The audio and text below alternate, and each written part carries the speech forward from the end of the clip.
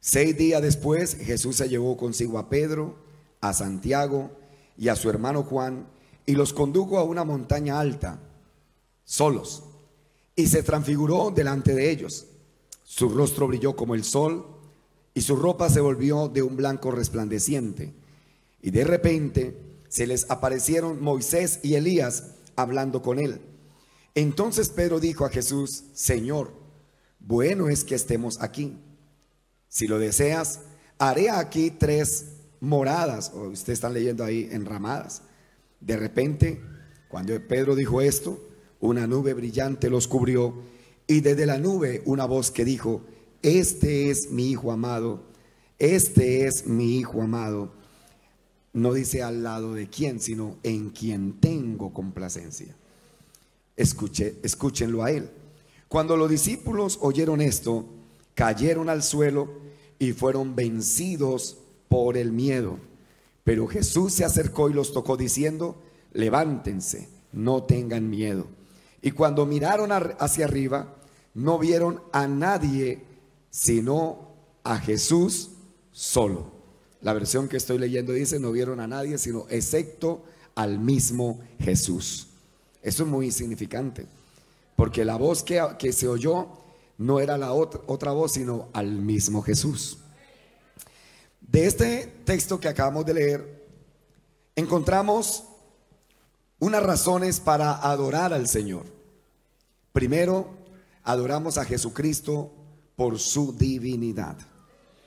Si usted no lo sabía, nuestra fe, lo que creemos aquí en esta iglesia, es que Jesús no es la segunda persona de la Trinidad.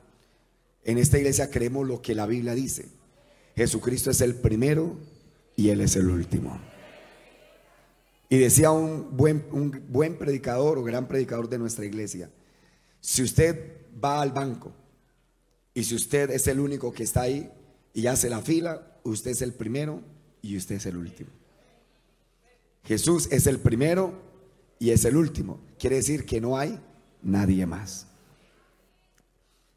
Él es el alfa y la omega. Él es el principio y Él es el fin. Así que adoramos a Jesús por su divinidad. Adoramos a Jesús porque Él es el único Dios verdadero. Y en el monte de la transfiguración, a través de lo que sucedió allí, dice que resplandeció, sus vestiduras resplandecieron, una luz poderosa inundó aquel lugar. Y cuando usted encuentra eso en la Biblia, pueden mirar que este Jesús que resplandeció, que es luz, la Biblia declara que Dios es luz. O sea que no, Jesús y Dios no son distintos, Él es el mismo. Dios es luz. Y el texto habla que Jesús resplandeció. Y usted en toda la Biblia asocia la luz precisamente con Dios. Cuando el rey David cantó una canción acerca de Dios en el Salmo 27, en el verso 1, dijo: el Señor es mi luz y mi salvación. Isaías habló cuando, exactamente en Isaías 60, el verso 19, cuando el pueblo estaba en un momento de crisis, Isaías habla diciendo: el sol nunca más te servirá de luz para el día, ni el resplandor de la luna te alumbrará, sino que Jehová será tu luz perpetua y el Dios tuyo por tu gloria. Cuando Daniel estaba en el exilio, Daniel 2:22, Daniel describe a Dios y dijo simplemente: luz mora con él. En el Nuevo Testamento, el apóstol Pablo, cuando escribió a Timoteo en 1 Timoteo capítulo 6, el verso 16, dice: el único que tiene inmortalidad, que habita en luz inaccesible, a quien ninguno de los hombres ha visto ni puede ver, al cual sea la honra y el imperio sempiterno. Amén. Y en 1 Juan capítulo 1, el verso 5, Juan dijo: Dios es luz y no hay tinieblas en él. Y el mismo evangelista Juan, en el capítulo 1 del evangelio, el verso 9, dijo: aquella luz verdadera que alumbra a todo hombre vino a este mundo. O sea que la luz, que es Dios, esa luz se manifestó. Así que en la Biblia, en toda la Biblia, la luz se asocia a menudo con la manifestación de la presencia de Dios.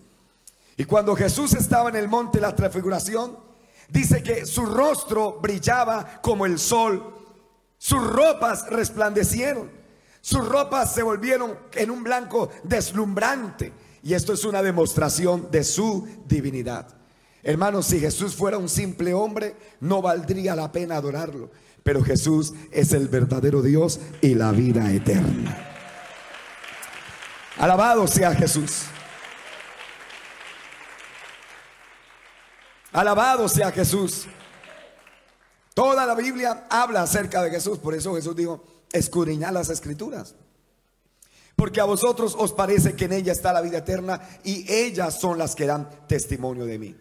Toda la Biblia en el Antiguo Testamento hablaba de Jesús. O sea que adoramos al Señor porque Él es Dios. Si usted entiende eso, vendrá siempre con la alegría y el gozo de poder adorar a Dios. A mí me encanta cuando ya comienza el culto, hermano, estar en el servicio, porque es que uno viene a eso, el culto, a adorarlo, a exaltarlo. Uno no viene a ver cómo otros cantan o cómo otros aplauden. Uno viene a adorar al Señor. Jesús es digno de la adoración. Además, Él es Dios y Él es digno de nuestra alabanza. Adoramos a Jesús porque Él es Dios. Segundo, lo adoramos porque Él es supremo. En este texto que leímos, debido a su divinidad, Jesús es superior a cualquier otro que haya existido en la historia. Jesús es superior a cualquier líder. Jesús es superior a cualquier ser. Jesús es superior a cualquier sistema. Cuando usted encuentra todo lo que Dios hizo en el Antiguo Testamento, usted encuentra personajes muy importantes como Abraham, como David, como Moisés, como el profeta Elías. Además, Moisés es mostrado en el Antiguo Testamento como un hombre extraordinario que hablaba con Dios cara a cara. Algunos dicen que Dios no permitió que Moisés entrara a la tierra prometida, no solamente porque desobedeció a la palabra cuando Dios le dijo háblale a la roca, y Moisés lo que hizo fue golpear la roca. Bueno, eso es en parte, y la verdad es que Dios no lo dejó entrar porque desobedeció. Pero hay otra razón también de peso, y es porque los israelitas vieron a Moisés un gran hombre de Dios. Y usted encuentra que allá, cuando ya entraron a la tierra prometida, ellos se volvieron a los ídolos, adoraron lo que no era Dios. Así que si hubieran llevado el cuerpo de Moisés, allá le estuvieran prendiendo velitas a Moisés. Y es que eso sí pasa. No hay que pasar un hermano que Dios lo usa para sanar a alguien y ya todo el mundo quiere que ese hermano, si no ora por mí fulano de tal, si fulano de tal no viene, si fulano, hermano, es que fulano de tal aquí no es lo importante. Jesús es el supremo. Alabado sea Dios. Jesús es supremo. Elías fue el hombre de fuego, así que fue muy respetado en la nación de Israel. Moisés representa la ley. Elías representa a los profetas. Tanto la ley como los profetas era la manera como Israel se guiaba en el Antiguo Testamento. Pero Jesús es superior a Moisés y es superior a Elías. Por eso allí en el monte, hermano, de la transfiguración, cuando el Señor resplandeció, apareció Moisés y apareció Elías. Moisés representa la ley, porque algunas personas todavía, incluso algún hermano entre nosotros, hermano, y no se deje engañar. No se deje engañar. Usted no vino al evangelio para cumplir la ley. Usted vino al evangelio porque no podía cumplir la ley. Y cumpliendo la ley no se va a salvar. Usted lo que tiene que hacer es entregarse al Señor, y el Señor opera un milagro en el corazón. Eso se le llama el nuevo nacimiento. Y a través del nuevo nacimiento, entonces usted agrada a Dios. Usted no agrada a Dios porque la ley le obliga, o porque la ley le dice, o porque la palabra lo dice. Usted agrada a Dios porque desde adentro le nace agradar a aquel que le ha salvado y le ha perdonado. Desde adentro le nace. Alguien aplaude al Señor con gozo esta mañana. Ahí está Moisés, representante de la ley. Los israelitas tenían a Moisés y la ley como lo supremo, lo extraordinario, lo digno. Pero ahí apareció Jesús. También apareció Elías, representante de los profetas. Los profetas eran considerados hombres de una intimidad con Dios impresionante, y había un respeto profundo por ellos. Pero en el libro de Hebreos, cuando usted lea el libro de Hebreos, dice: Dios, habiendo hablado de muchas veces y de muchas maneras en otro tiempo a los padres por los profetas, en estos postreros días nos ha hablado por el Hijo, a quien constituyó heredero de todo y por quien asimismo hizo el universo. Y cuando habla de este Hijo, dice: el cual, siendo el resplandor de su gloria. Hablando de este Hijo, dice: este Hijo es la imagen misma de su sustancia. O sea que todo lo que Dios es, Jesús lo representa. Y quien sustenta todas las cosas con el poder de su palabra, habiendo efectuado la purificación de nuestros pecados por medio de sí mismo, en esta mañana Jesús está sentado a la diestra de la majestad en las alturas. Jesús es superior a Moisés. Jesús es superior a los ángeles. Jesús es superior a los profetas. El verso 4 dice: hecho tanto superior a los ángeles, cuanto heredó más excelente nombre que ellos. Jesús es superior. O sea que, habiendo hecho referencia a la divinidad del Señor, Hebreos establece la supremacía de Jesús. Hebreos 1 del verso 4 al 14, Jesús es superior a los ángeles. Hebreos capítulo 3 verso 1 al 6, Jesús es más digno de gloria que Moisés. Hebreos 6 capítulo 6 del verso 13 hasta el capítulo 7 verso 10, Jesús es superior a Abraham. Según Hebreos capítulo 7 el verso 11 al 28, Jesús es superior a cualquier sacerdote que se haya levantado entre la nación de Israel. Según Hebreos capítulo 8 el verso 1 al 13, Jesús es superior a cualquier pacto, a cualquier ley, a cualquier otra cosa que los hombres hayan tenido. Por lo tanto, Jesús está en la cúspide, sentado a la diestra de la majestad en las alturas. Jesús es supremo. Jesús es supremo. Él es el Señor. Y el Nuevo Testamento no se equivoca al mostrar a Jesús superior. Usted es libre de creer en lo que quiera. Usted puede salir diciendo: yo no creo lo que el pastor dijo, que Jesús es el primero y el último, que Jesús es el único Dios. Usted puede creer lo que quiera, pero la Biblia dice que Jesús es el Señor del universo. También somos libres de creer lo que querramos, pero también podemos creer que Él es el Señor del universo. Esta iglesia cree que Jesús es el Todopoderoso. Entonces, adoramos a Jesús porque Él es Dios. Adoramos a Jesús porque Él es supremo. No hay nadie como Él. No hay quien se iguale a Él. No hay quien se compare con Él. Hermano, pero hay algo muy extraordinario también por la cual adoramos al Señor. Y es que Él, aunque es Dios y aunque Él es supremo, Él es el ser más humilde que alguien pueda conocer. Imagínese conocer. Hermano, vea, ¿sabe qué dice la gente? Dele poder y dinero a una persona que no ha tenido, y usted se dará cuenta quién es. Usted le dice, de repente alguien comenzó a tener un buen trabajo, comenzó a tener buen dinero, y cuando usted se lo vuelve a encontrar y ya te saluda: hola, Dios lo bendiga, hola, ¿cómo está? Ni te da la mano.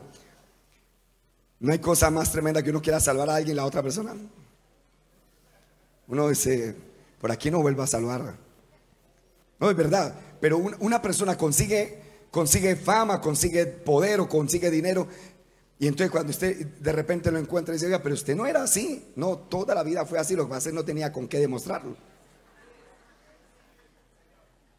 Pero apenas medio consiguió, ya se cree la última Coca-Cola que quedó en Florida Blanca. No quiere salvar, no quiere, se creen de otra. Digo, ¿cómo es que dice la canción esa? Hace un año que se fue. ¿Ah? Yo digo carrangas también, no crea. También las he oído. ¿Cómo es? Estrato 8 es. Ah, usted también oye, nada. Hace un año que se fue, dice. Y ya no sabe qué ni la guapanela. ¿Alguien sabe qué es la guapanela aquí? Ah, bueno, espero que no haya un estrato 8 acá. Pero hay gente, hermano, que medio consigue algo y se vuelven inalcanzables, se vuelven inaccesibles. Nadie puede sentarse, nadie, ahora ya no lo encuentran para hablar. Pero cuando hablamos de Jesús, Él es el Señor, el Dios del universo, el Supremo, y aún así está disponible para nosotros. Es accesible. Alabanzas al Señor. Él es accesible. Él es completamente Dios, pero se hizo hombre para que la gente se pudiese acercar a Él. Él es divino, también es humano, y en todo el término es amable, sencillo, tierno. Hermano, imagínense los letrados de la ley. Cuando veían a un leproso, enseguida decían: no me toque porque me corrompes, me vuelves impuro, ni te acerques. Tenía que irse como a una cuadra de distancia. No te acerques. Si había una mujer con problemas de enfermedades internas, como la mujer de flujo de sangre, no podían tocarla. Los letrados, ellos se consideraban inaccesibles, no podían ser tocados. Pero mi Jesús, el Dios supremo, el que todo lo tiene, el que es el dueño de todo, hermano, tocó a los leprosos, tocó a los enfermos y los sanó a todos. Santo es el Señor.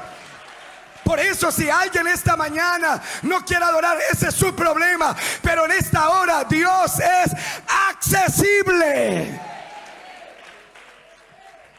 Santo es el Señor. Santo es el Señor. Santo es el Señor. Alabado sea su nombre. Alguien puede soltarse un momentico y alabarlo. Cierre sus ojos, adore al Señor.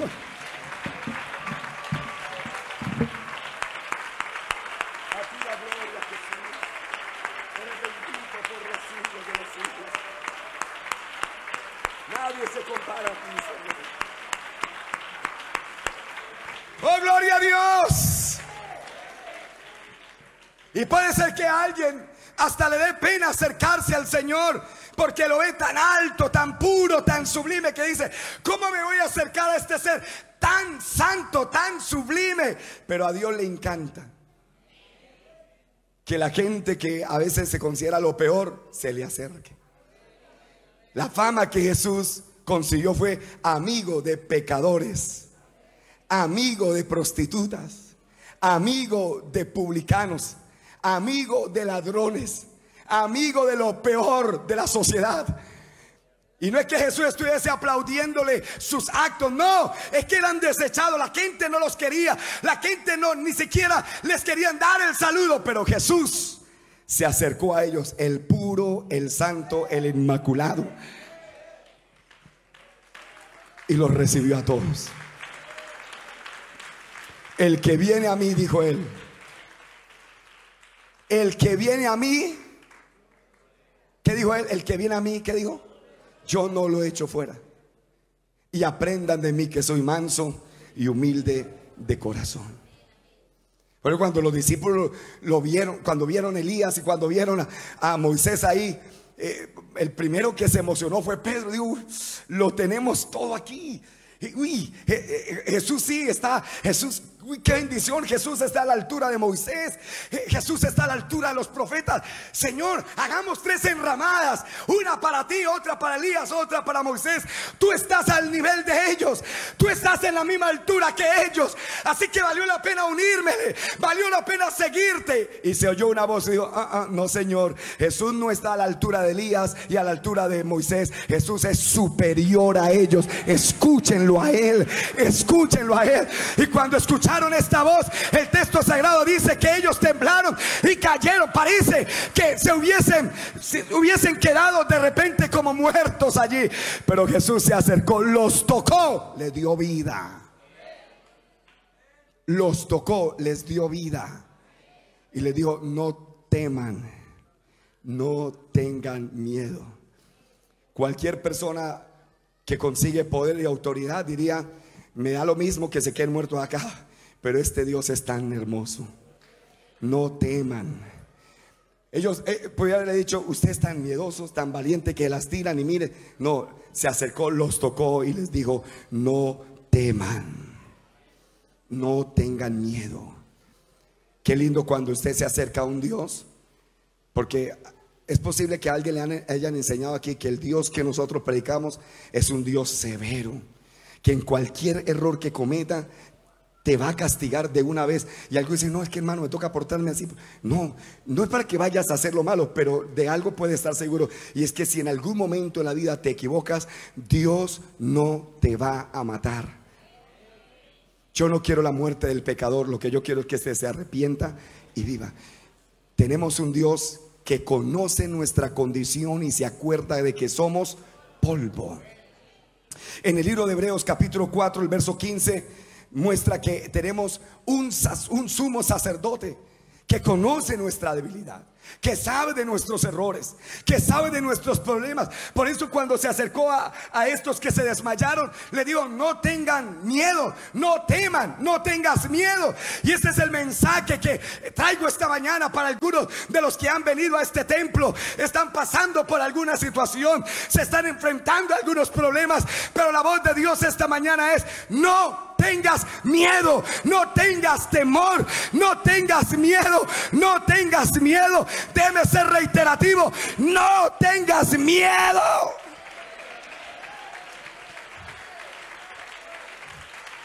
No tengas miedo. No tengas miedo. Es posible que a alguien no le renueven el contrato esta semana. Esta semana cumple su contrato. Es posible que a alguien no se lo renueve, pero la voz de Dios esta mañana es: no tenga miedo. No tenga miedo. No tengan temor. Cualquiera que sea lo que esté viviendo, no tenga miedo. Está enfrentando alguna crisis, algún problema, no tenga miedo. Hay uno que es capaz de compadecerse porque Él conoce nuestra condición. Yo adoro a Jesús porque Él es Dios, Él es el Supremo. Segundo, porque me da la confianza de acercármele a Él. Ese Dios viejito, arrugado, que anda con una varita a ver quién es el primero y tirarle, ese no es el Dios que yo predico. Es el Dios que dice: vengan a mí, no tengan miedo. Si quieres adorarlo, adóralo. Yo sé que hay algunos que se cohíben, que tienen temor, pero puede hacerlo con libertad. Este Dios recibe su alabanza, su adoración. Él recibe su aplauso. No importa los errores que haya cometido, Él los recibe. Él recibe tu reconocimiento. A Dios le agrada que lo reconozcamos. Alabanzas al Señor. Él es humilde, poseyendo toda la deidad, toda la supremacía. Podría ser altivo, pero en cambio está lleno de humildad. Vemos humildad en el monte de la transfiguración. Y habiendo vivido este extraordinario momento de transfiguración, entonces los discípulos querían contarle a todo el mundo, ¿no? La fama. Uy, no seguimos a cualquier Jesús. Estamos siguiendo al que es más grande que Moisés, al que es más grande que Elías. Ellos, y es que no veo la hora de ir a contárselo a todo el mundo. Es que estaban que reventaban. Y lástima a los otros apóstoles que no estuvieron aquí. Ellos querían ir a contar, pero cuando van bajando se dice: no se lo cuenten a nadie. Parecemos algunos que logramos pisar un avión y ya lo queremos mostrar a todo el mundo. Hola, pobres. Algunos lo hacen así. Pero Jesús no. Se transfiguró, el más grande, el más poderoso, el más sublime. Y cuando va, le dice, no se lo cuenten a nadie. Qué lindo conocer al Dios del cielo, tan humilde, tan sencillo. Alabado sea el Señor. Alabado sea el Señor. Alabado sea el Señor.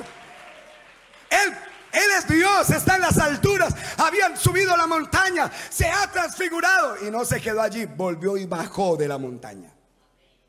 Descendió de la montaña. Pero ha sido el patrón de Dios todo el tiempo.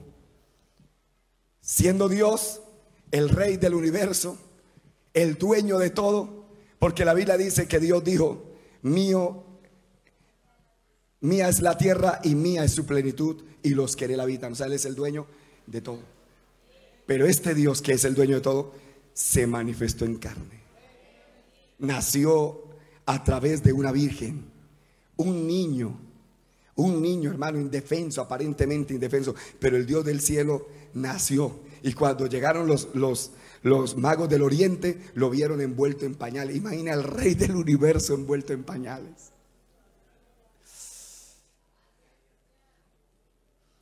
Dejó la gloria de su trono celestial para nacer en un pesebre. Dejó la gloria celestial, la alabanza y la adoración para recibir los insultos de las personas. ¿Sabe cómo dice Pablo cuando escribió a los filipenses?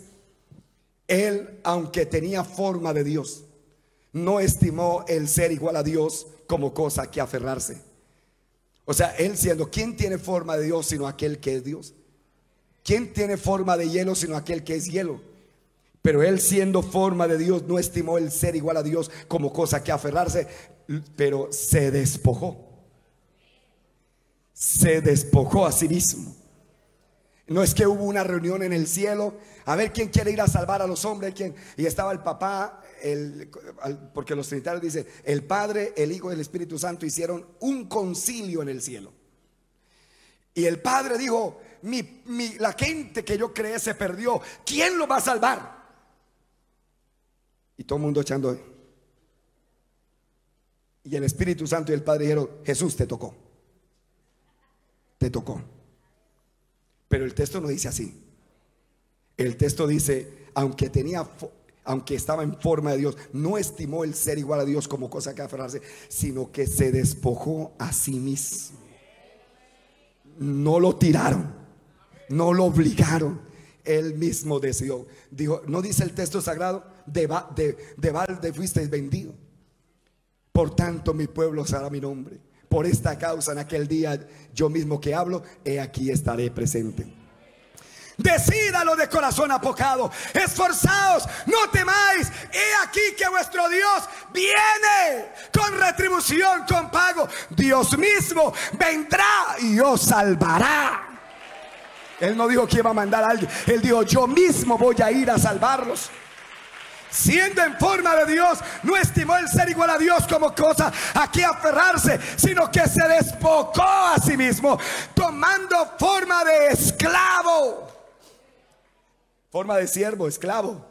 Tomó una forma de esclavo, nacido en semejanza de los humanos. O sea que cuando Jesús nació, nació como un esclavo. No nació en un palacio, no nació en una cuna de oro, nació en un pesebre como un esclavo, como un siervo nació. El rey del universo descendió al valle de este mundo, descendió a las partes más oscuras de la tierra, donde solo había sombra de muerte.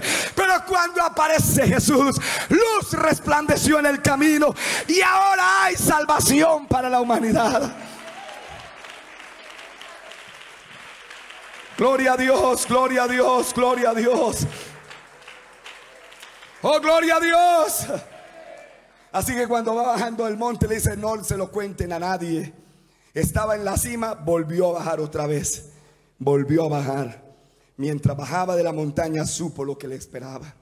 Sabía que las muchedumbres Al otro día le dirían: Hosana, Hosana, Hosana al que viene en nombre del Señor. Y la gente correría, iba que habían palmas y se las tirarían. Otros, como no consiguieron las palmas, se quitaban lo que tenían puesto y lo tiraban por donde Jesús iba a ir. Jesús sabía que ese día la gente le iba a dar la bienvenida con alegría, con gozo. Pero después de ese día, los mismos que dijeron bienvenido le dirán: crucifíquenle. Él sabía que al poco tiempo Judas lo traicionaría. Él sabía que sus discípulos todos se esparcirían. Él sabía que los líderes religiosos lo arrestarían. Él sabía que Pilatos lo condenaría. Él sabía que los soldados lo golpearían. Él sabía que al otro día había un madero que lo esperaba para que lo pusiesen sobre él. Él sabía que al poco tiempo muchas multitudes furiosas, llenas de maldiciones, gritaban: muera, que muera Jesús de Nazaret. Todo esto se pudo haber evitado. Jesús estaba en la montaña arriba, transfigurado. Después de todo, Él es el Dios todopoderoso. Él solamente le hubiese dado una pequeña orden a un ángel y se vendría con una cantidad de ángeles y hubiesen hecho algo extraordinario. Pero no, Él es Dios. Él es Dios, pero no mató a sus enemigos. Él es Dios, pero no destruyó a los humanos. Él es Dios, pero no mató a ningún ser humano. Los seres humanos le mataron a Él. Los seres humanos lo sentenciaron a Él. Pero esta es la humildad de este Dios, que Él podía haber hecho todo esto, pero no lo hizo, porque en esta mañana Él nos vio sentados aquí adorándoles y glorificándole y dándole aplausos a Él. Lo hizo, no renunció, porque nos vio aquí. El cual, siendo en forma de Dios, no estimó el ser igual a Dios como cosa que aferrarse, como algo para ser explotado, sino que se despojó a sí mismo, se vació. Se despojó a sí mismo, tomando forma de un esclavo, hecho a la semejanza humana. Y estando en la condición de hombre, se humilló a sí mismo, haciéndose obediente hasta la muerte, y la muerte de cruz. Eso que usted diga, hermano, es que el diablo y Dios han tenido una batalla. Eso, hermano, pues que usted así se quiere quedar con eso, pero esto no es una batalla entre Dios y el diablo. El diablo no, hermano, el diablo no tiene con qué ganar.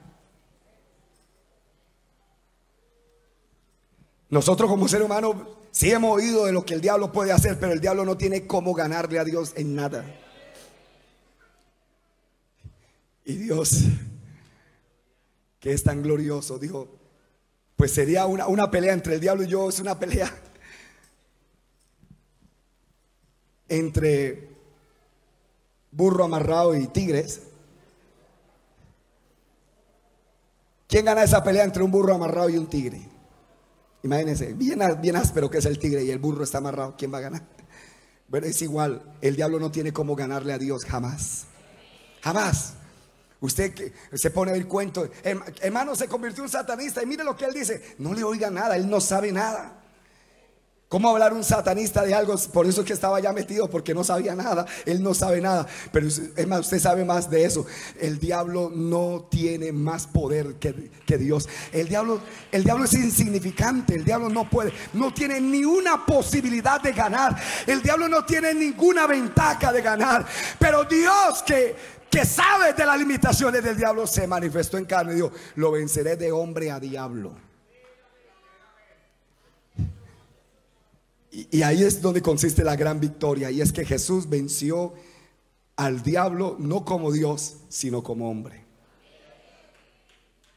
Como hombre, con las limitaciones humanas, con las debilidades humanas, con todo lo susceptible que es el ser humano. Así vino Jesús a derrotar al diablo. Y le tengo buenas noticias: lo derrotó. Alguien grite gloria a Dios. Alguien grite gloria a Dios. El diablo sospechaba que algo podría pasar, y desde que Jesús nació, incitó a Herodes a matar a todos los niños. Quiso matarlo y no pudo. Cuando Jesús estaba en su ministerio, dice que los judíos En una ocasión le dijeron: es que tú te haces Dios, siendo hombre te haces Dios. Y Jesús les explicó que era lo contrario, que él siendo Dios se había hecho hombre. Y entonces cuando lo entendieron, dice que agarraron piedra y lo iban a apedrear. Y Jesús les, lo iban a llevar hasta, de repente, hasta un barranco para tirarlo por el barranco. El diablo incitó a esta gente para matar a Jesús más de una vez, pero no pudo. Hasta el día en que lo agarraron, yo me imagino el diablo allá celebrando, viendo a Jesús golpeado, lacerado, con una corona de espinas, vuelto nada. Su cuerpo era como un bulto de sangre, un bulto de carne. No tenía forma, no tenía figura. Ese Jesús que le pintaron, no sé. Por eso cuando digo, hermano, mira a Jesús por la fe, algunos ven a ese Cristo que la Iglesia Católica les pintó con una herida aquí, con rosadito aquí, todo. Hermano, ese no es el Jesús que la Biblia muestra. Eso parece otra cosa menos un Jesús, el Jesús de la Biblia. Pero el Jesús de la Biblia dice que le veremos más inatractivo para creer, porque lo volvieron una nada. Lo volvieron una nada. Y estando allí en el Calvario, el diablo creyó que había logrado su victoria más extraordinaria y más sublime. Pero resulta que no fue su victoria, fue su derrota. Porque literalmente Jesús venció a Satanás en el Calvario. ¿Cómo no adorar a alguien que venció al peor enemigo que teníamos? ¿Cómo no adorar a este Jesús que venció al peor enemigo que teníamos? Porque Satanás no es amigo de nadie. Satanás es lo peor que puede ocurrirle a alguien, pero Jesús es la bendición más grande que nos ha tocado en la vida. ¿Cómo no adorarlo? ¿Cómo no glorificarlo? ¿Cómo no exaltarlo? Alguien puede adorar a Jesús esta mañana con gozo.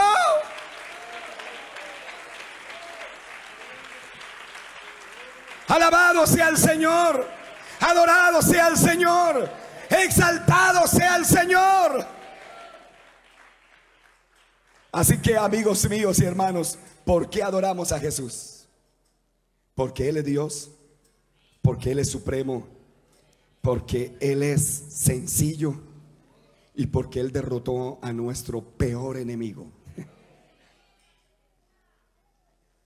¿Cómo hace usted si de repente alguien te paga una deuda grande?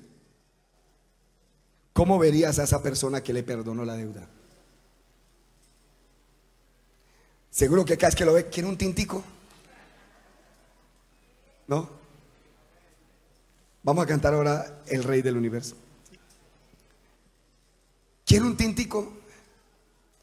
Le traigo las chancletas, le quito los zapatos. Hermano, si alguien, tú tuvieses una deuda de 200 millones y se la pagaran, dígame la verdad, ¿cómo tratarías a esa persona? Y Jesús ha hecho mucho más que pagarnos una deuda de 200 millones.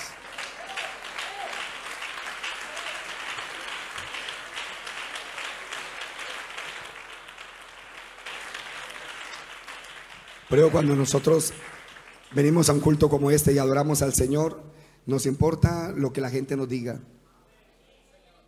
Si nos critican, y yo le digo la verdad, a veces la crítica viene de entre nosotros mismos.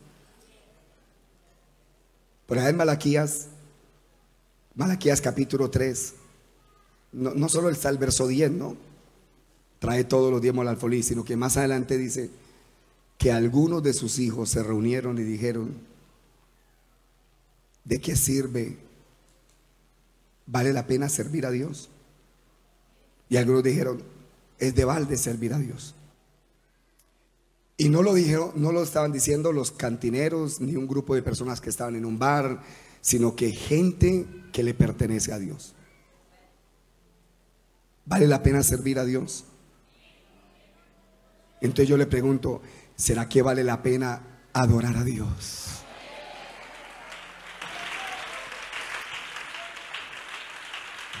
Si Él es tu Dios, ¿por qué no adorarlo?